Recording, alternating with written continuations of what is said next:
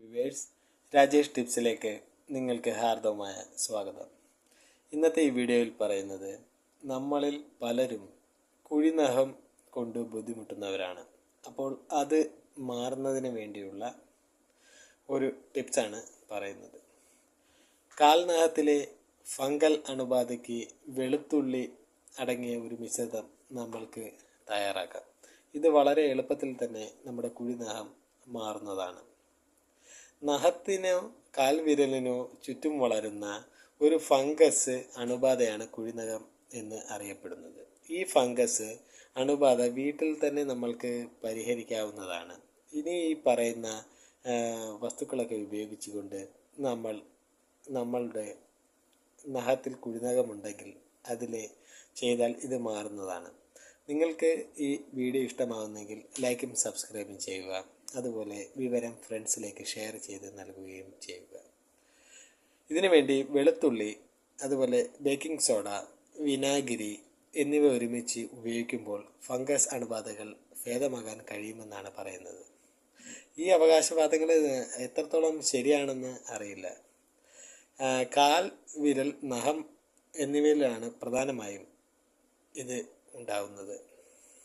Fungus അണുബാധ മൂലം കറുത്തതാണെങ്കിൽ വെളുത്തുള്ളി, വിനാഗിരി, ബേക്കിംഗ് സോഡ എന്നിവയൊക്കെ കൊണ്ട് നമുക്ക് സുഖപ്പെടുത്താവുന്നതാണ്.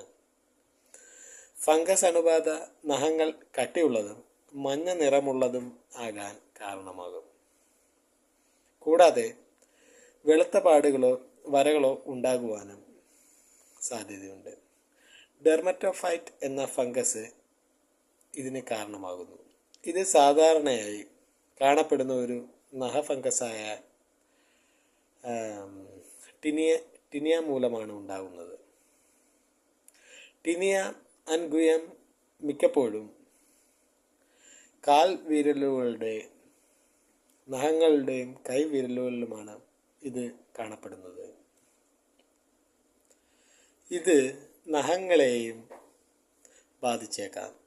ഈ ഫംഗസ് അണുബാധയ്ക്ക് വീട്ടുവൈദ്യങ്ങൾ സഹായിക്കുമെന്ന് പറയപ്പെടുന്നു.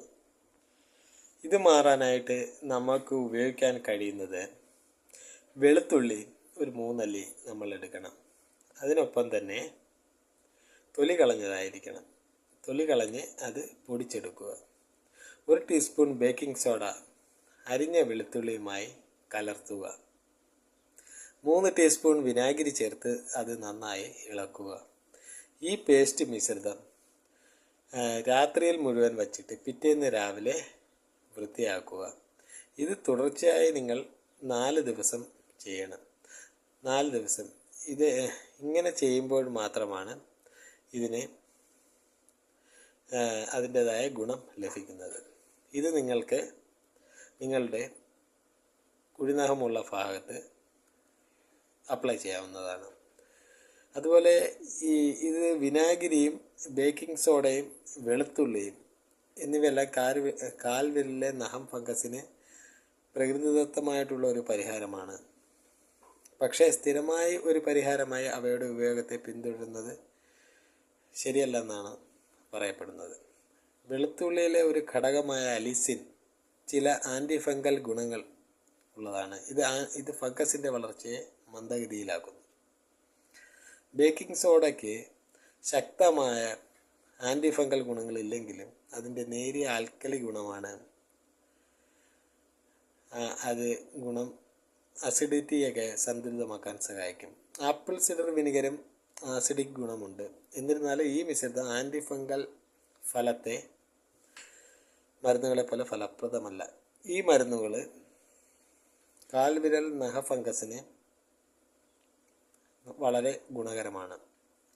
ഫംഗസ് അണുബാധ ഉണ്ടാകുമ്പോൾ ആൻറ്റി ഫംഗൽ മരുന്നുകളോ ഒരു മെഡിക്കൽ പ്രൊഫഷണലിൻ്റെ നിർദ്ദേശപ്രകാരമാണ് നിങ്ങൾ നേടേണ്ടത്. അതുപോലെ ഈ ഫംഗസ് അണുബാധയ്ക്കുള്ള ഈ വീട്ടുവൈദ്യം ഒരു പരിധിവരെ ശരിയാണ്, വളരെ ഗുണം ലഭിക്കുന്നുവെന്നാണ് പറയപ്പെടുന്നത്. എന്നാൽ പൂർണ്ണമായി ഇത് എല്ലാവർക്കും ഫലം ലഭിക്കുന്നില്ല എന്നും പറയപ്പെടുന്നുണ്ട്. അപ്പോൾ ഈ ടിപ്സ് നിങ്ങൾ കുഴിനഖമുള്ളവർ ഉപയോഗിച്ച് നോക്കുക. അപ്പോൾ അതിനുശേഷം ഇതിൽ കമൻറ്റുകൾ അയയ്ക്കുക. ഉള്ള റിപ്ലൈ തരുന്നതാണ്. ഇതുപോലുള്ള വീഡിയോ ലഭിക്കാൻ ചാനൽ ലൈക്കും സബ്സ്ക്രൈബും ചെയ്യുക. അടുത്ത വീഡിയോയിൽ കാണുന്നത്. Thank you.